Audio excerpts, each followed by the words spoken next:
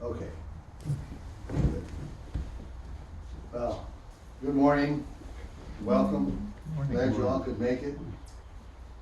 It's a beautiful summer morning, and you feel good. My talk today, I'm going to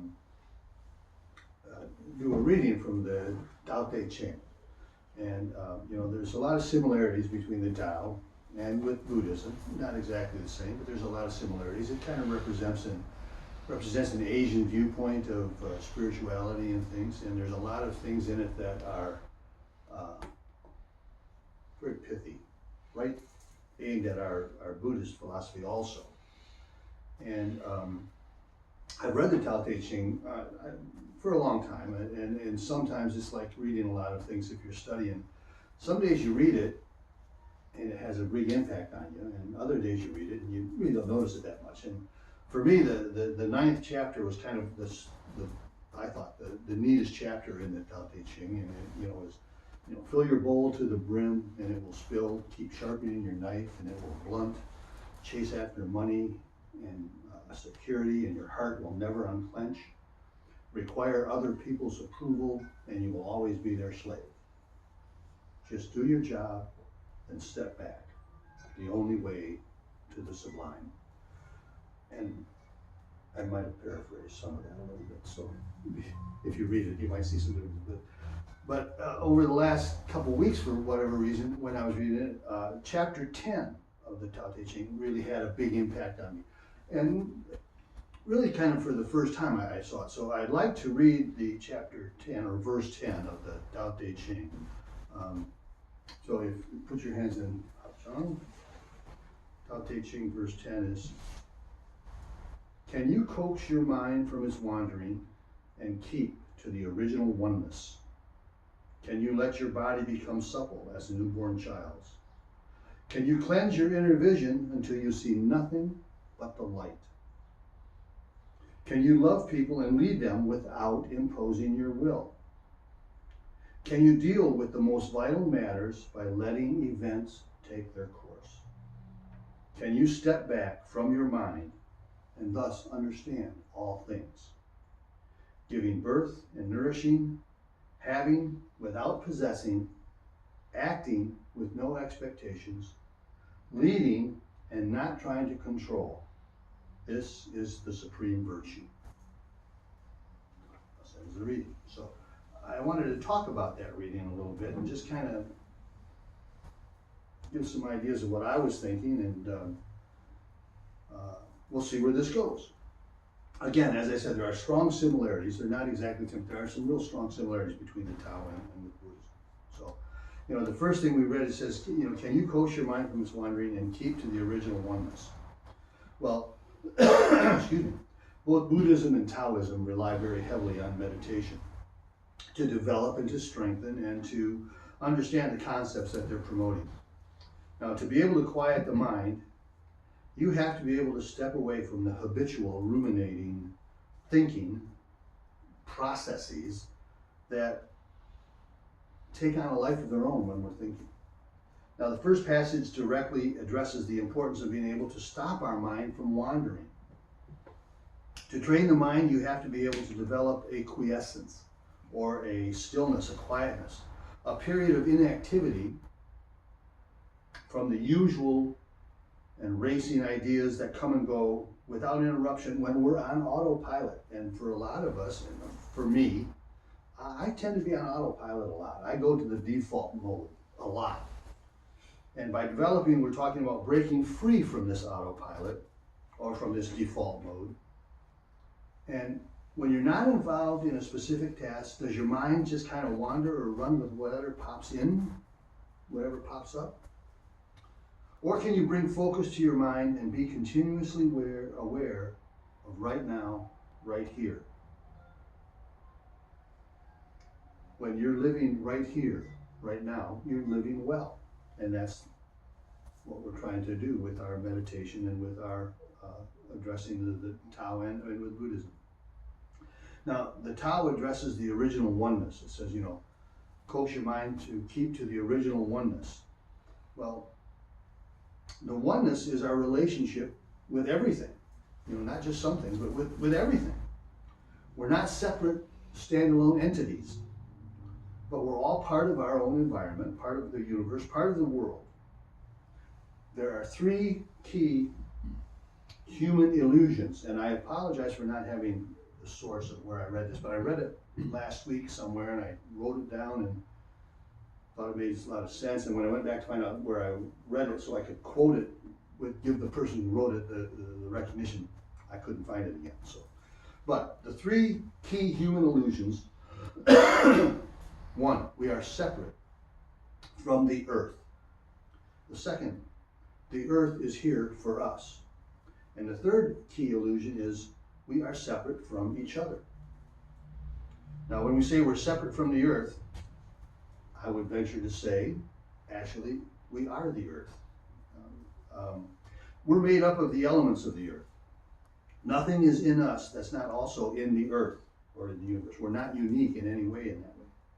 When you're sitting on the deck I was sitting on the back of the house, on the deck, and looking at the plants and animals in the backyard, and I knew that the DNA in every plant, every animal, every life form has the same DNA or some of the same DNA as I have. They said, I looked this up, and it said 65% of the DNA from Tyrannosaurus rex is also our DNA. And so is a chicken, because chickens apparently come from dinosaurs. I never knew that. You learn a lot by doing this stuff. 50% of our DNA is the same as plant life, a banana. You know, that doesn't make me a bad person for eating bananas. I just like bananas. 98 to 99% of our DNA is the same as that of a chimpanzee and a gorilla. And 99.9% of our DNA is similar amongst all human beings. So 99.9% of our DNA is the same for everybody. That 1/10 of 1% that we use, that the cops and the justice system uses to identify people, is a very small percentage of our DNA. We're the same. The second illusion is that the earth is here from us, or the earth is here for us. Well, you might think yes, or you might think no. And if you're part of an Abrahamic religion, then you might think that based on the Bible or the Quran, that the earth was put here for us. We were made dominions over the plants and animals and everything. That's in their readings. Buddhism doesn't share that same viewpoint, that view. There's something else to contemplate. If we are from the earth, if we're part of the earth, and we're going to end up going back to the earth, maybe we're just earth, period. It's not here for us, and we're not here for it. We are it. This is it. We are the earth. And then we're separate from each other. Well, as we said, 99.9% of our DNA is the same, so we're very, very similar. We are all the earth. Now, I'm not from Mars, and my wife isn't from Venus, although that was an interesting book, and I read it, and I thought it was good. But we're here. We're part of the earth. We see ourselves as different because there are relative differences, and these relative differences we identify as real. But in absolute terms, no difference between us and the earth. We want nature on nature's terms. And we become so sanitized to the wild and raw aspects of nature that we cease to realize that we are nature. We want nature on our terms, and that means separateness. And we can't have nature on our terms. Nature is on nature's terms.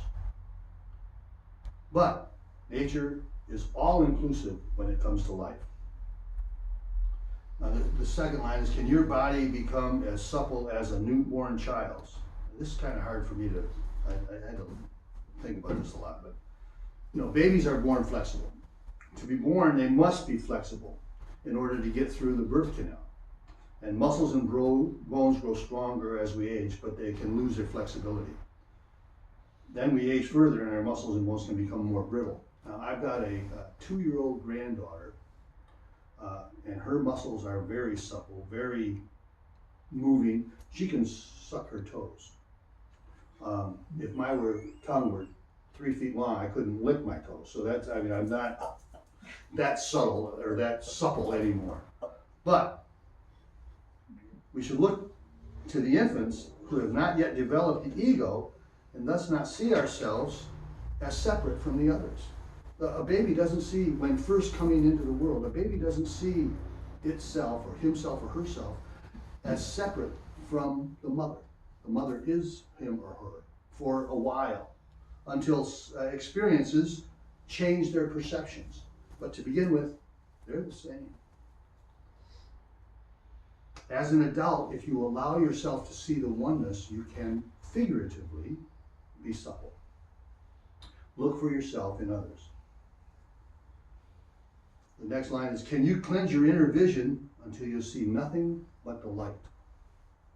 The inner vision we try to develop is through skillful means. And as Buddhists, we know what skillful means mean. You try to develop those skillful means. In fact, our reading today talked about skillful means. Skillful means leads us to the light. And the light is purity. The light is non-aggression, joy, loving kindness, compassion, equanimity. That's the light. The light is no harm. Feelings and emotions will come up that are not part of the light. But through our practice and through our quiescence, we can identify them and then let them go without any action. Can you love people and lead them without imposing your will? Maybe most of us have had that boss who tended towards that attitude of, my way or the highway. I've had a couple of them. In fact, a couple of people might even say I was one of them. I hope not, but I may have been. Now, this would be the boss or the person who demanded total support, total loyalty, even when things were murky at best. And a lot of politicians seem to be doing that today anyway. But the Tao tells us to lead by example, not to force your will. To lead with integrity, kindness, caring for the subordinates as if they were the most important constituents on the team or in the process. The person who governs with self-importance will not be able to lead without imposing their will. When you're a leader, be a facilitator rather than a dictator. When you're a leader, use empowerment, not dependence. And I was thinking too, I heard study or read things about World War II, this American ingenuity that we have, this United States ingenuity. The people who live here are risk takers and they can take over. And in some instances during the war, there are stories of some of the allies, some of the U.S. An officer who was in charge would be killed or wounded, but there was always somebody to step up, to step in. And some of the other nations that we were against, some of the Axis nations, they did not seem to have that in their training. And so you can empower by letting people take their course. Next it says this, can you deal with the most vital matters by letting events take their course? This is difficult because we want to do things our way. Our way may or may not be the right way. But by letting things take their course, we mean we don't have to micromanage everything. I work for micromanagers and it can be kind of disheartening.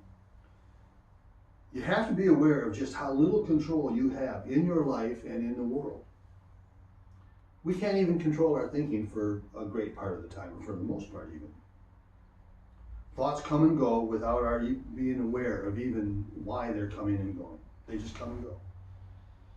Events are going to turn out the way they turn out.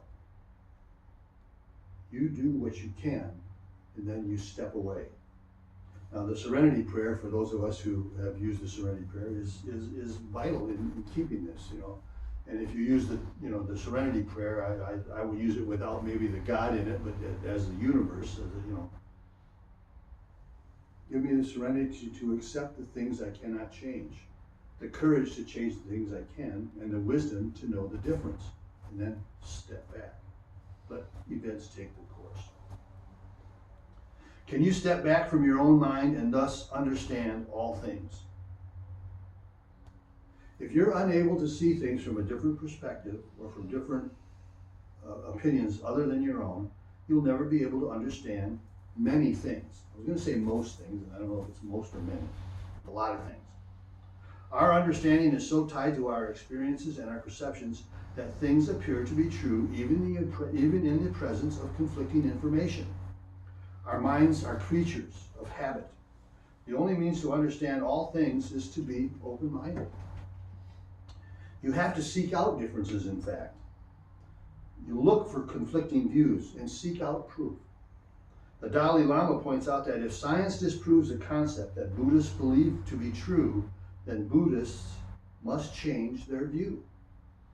And I was thinking about Galileo on this part. Galileo he lived about 382 years. He died about 382 years ago. That's not very long ago.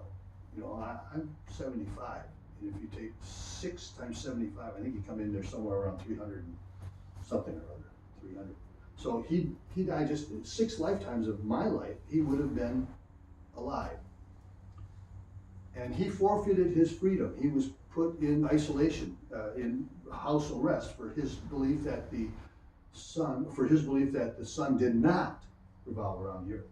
So just 382 years ago, that was, to the Catholic Church anyway, that was heresy. So we go to the last part. It says, giving birth giving birth and nourishing. Now this can apply to people, to ideas, to relationships, supporting, developing, and educating, and assisting. They're all part of nourishing. And without nourishment, obviously, both people and ideas flounder and or die.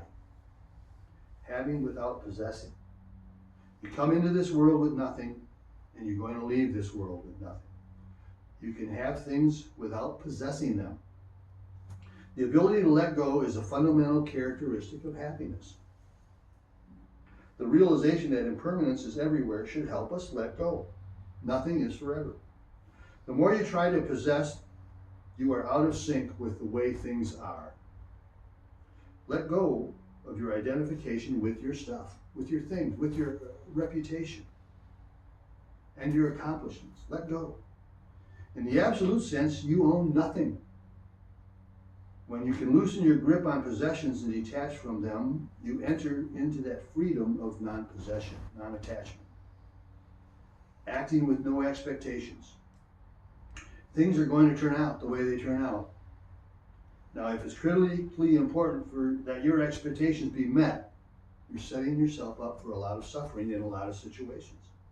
That's not to say you don't act. You do act. But the results are separate from the action. Once the action has been taken, let the results go. Leading and not trying to control. Again, control is fleeting. Again, leading by example is the best way to lead. Leading with facilitation is good management. It's good direction. The Tao tells us that the best leader is the leaders whose people think that they did it all by themselves. This is the supreme virtue.